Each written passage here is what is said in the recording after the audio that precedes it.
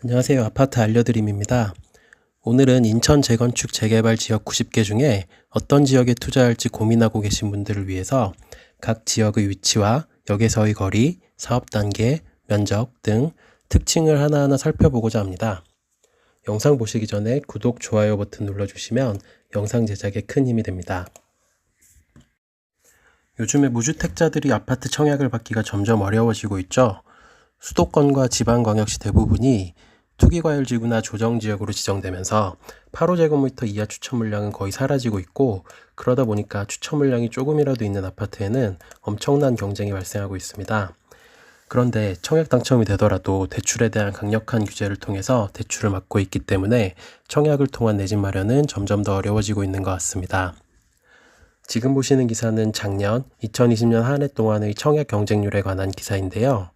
서울, 경기, 인천 등 수도권과 세종시는 2019년보다 보통 3배 정도 높은 경쟁률을 기록했다고 합니다.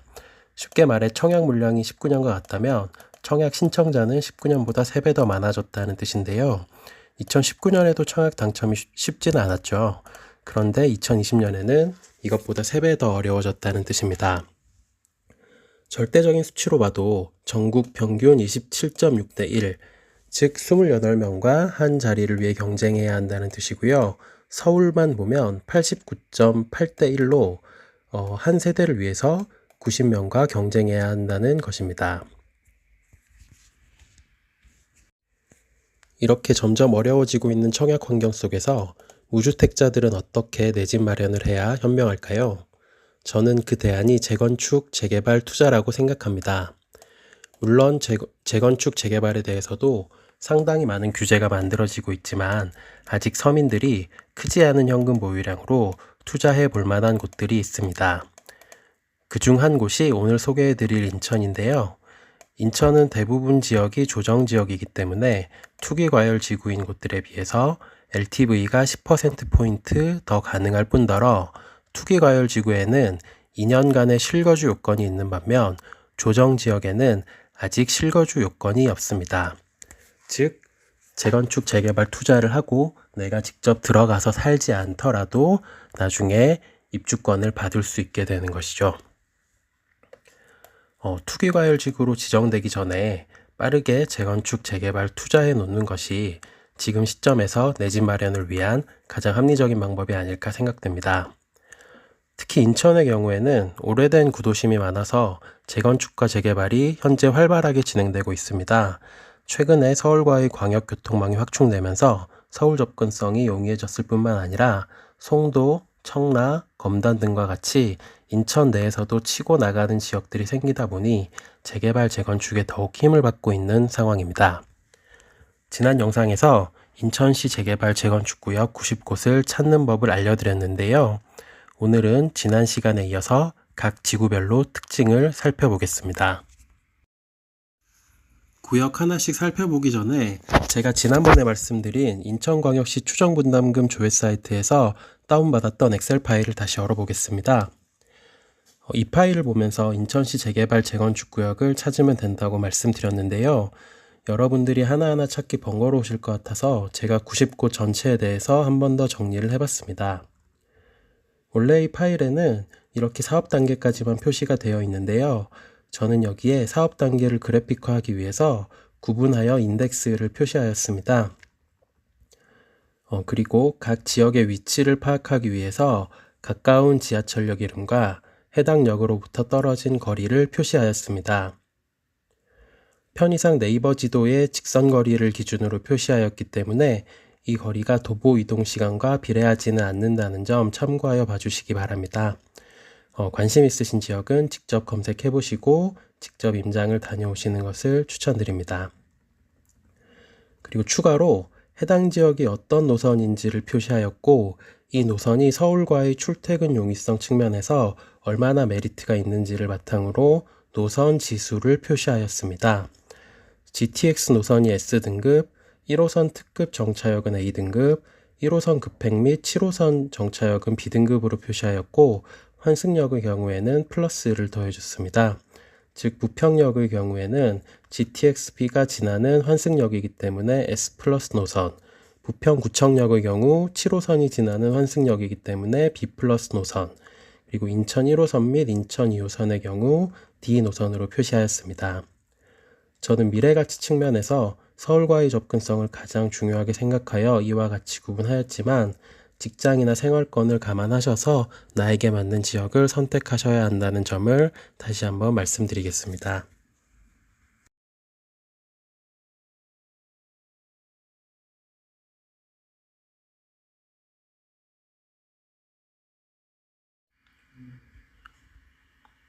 자, 앞에서 구분한 자료를 바탕으로 이렇게 시각화를 해보았는데요. 90개의 지역을 한 화면에 이렇게 넣어봤습니다. 첫째는 지하철 노선의 가치와 지하철역에서의 거리를 두 가지 축으로 하여 나타낸 그래픽이고요. 다음 그래프는 똑같이 지하철 노선의 가치와 그리고 사업 시행 단계를 두 가지 축으로 하여 나타낸 화면입니다. 역에서의 거리를 더 중요시하는 분들은 첫 번째 그래프로, 그리고 사업 시행 단계를 더 중요시하는 분들은 두 번째 그래프로 화면을 고정해 놓고 보시면 되겠습니다. 저는 먼저 첫 번째 그래프로 설명을 드리겠습니다. 가로축은 지하철 노선의 가치입니다. 왼쪽에 가까울수록 높은 가치를 지닌 노선을 보유하고 있다는 뜻이고, 다시 한번 말씀드리지만 제 기준이기 때문에 생활권이나 직장이 이쪽에 가까우신 분들은 이 오른쪽이 훨씬 가치가 높을 수 있기 때문에 개개인에 맞게 생각해 주시면 됩니다. 그리고 세로축 같은 경우에는 지하철역에서의 거리인데요. 이거는 말할 것도 없이 짧을수록 좋은 것이니까요. 화면상 아래쪽에 있는 구역들이 지하철에서 더 가까운 역세권이다 라고 보시면 됩니다. 예를 들어서 나는 GTX가 연결될 곳에서 500m 내에 있는 아파트에 재개발, 재건축 투자하고 싶다 하시는 분들은 이 화면 제일 왼쪽 GTX 환승역 칸에서 그리고 지하철에서 가까운 순으로 부평 목련 아파트, 간석 성락 아파트, 상인천 초교 주변, 백운주택 1구역, 부평 2구역, 부평 4구역, 그리고 신촌구역, 하악골마을 이렇게 보시면 되고요. 지하철에 가까운 순으로 말씀드렸습니다. 그리고 여기서 원의 크기는 부지의 면적이고요. 원의 색깔은 지날수록 사업 단계가 많이 진행되었다는 뜻입니다. 즉, GTX 역세권 사업지 중에서 사업 진행 단계가 초기인 사업을 고르고 싶다면 여기서 연하게 표시되어 있는 간석 성락 아파트 구역 보시면 되고요. 나는 무조건 대단지에 가고 싶다 하시는 분들은 여기 상인천 초교나 부평 4구역 그리고 신촌구역 이렇게 알아보시면 되겠습니다. 자, 다음 두 번째 그래픽입니다. 가로축은 똑같이 지하철 노선의 가치이고요. 세로축은 사업 진행 단계입니다. 이 그래픽은 사업 진행 단계 위주로 보고 싶으신 분들은 이 그래프로 보시는 게 조금 더 편하실 겁니다. 내용은 앞뒤가 동일한데요. 어느 쪽이 더 어느 쪽을 구분자로 두시는지에 따라서 보시면 됩니다. 그래서 여기서 나는 리스크를 줄이기 위해서 사업 시행 인가나 관리 처분 인가가 난 지역으로 가고 싶다 하시는 분들은 여기 두 줄에서 고르시면 되고, 그 중에서 7호선 라인으로 가실 분들은 여기 상곡 6구역, 상곡 도시환경구역, 북의 4구역 이렇게 보시면 됩니다. 그리고 이 그래프에서 색깔은 지하철역에서의 거리인데요. 색깔이 진할수록 초역세권이고 연할수록 역에서의 거리가 멀다고 보시면 됩니다.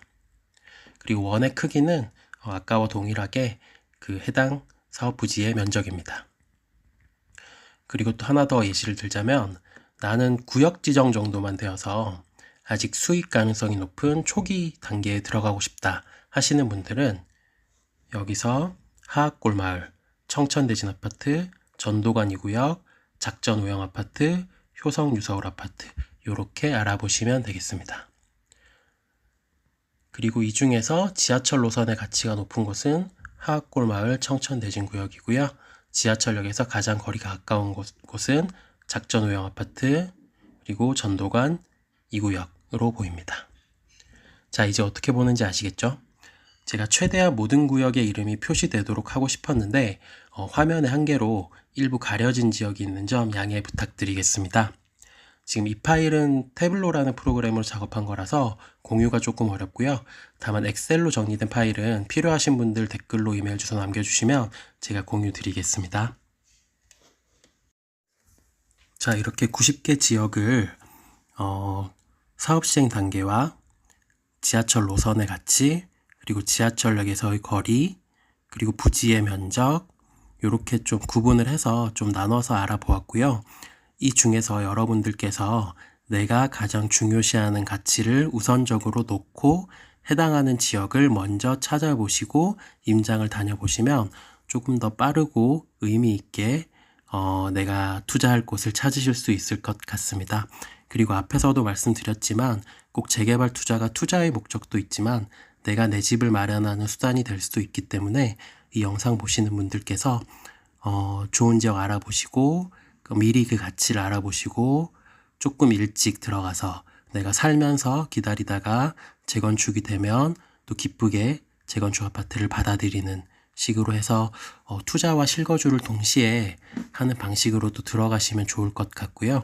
무엇보다 재건축 투자의 장점은 그냥 구축 아파트를 매수할 때는 한꺼번에 매수 금액이 들어가지만 재건축 아파트는 상대적으로 구축 아파트, 구축 주택에 대한 가격을 먼저 지불하고 그 다음에 재건축에 대한 공사비, 그러니까 조합원 분담금을 나중에 지불하게 되기 때문에 상대적으로 자산의 배분에 있어서도 당장 구축 매입하시는 것보다 재건축에 들어가시는 게 조금 여유 있게 준비하실 수 있겠습니다. 그리고 다시 엑셀로 돌아와서 제가 이렇게 한 구역씩 지도를 보면서 거리와 역과 이런 부분들을 좀 정리해서 말씀을 드리고자 하는데요.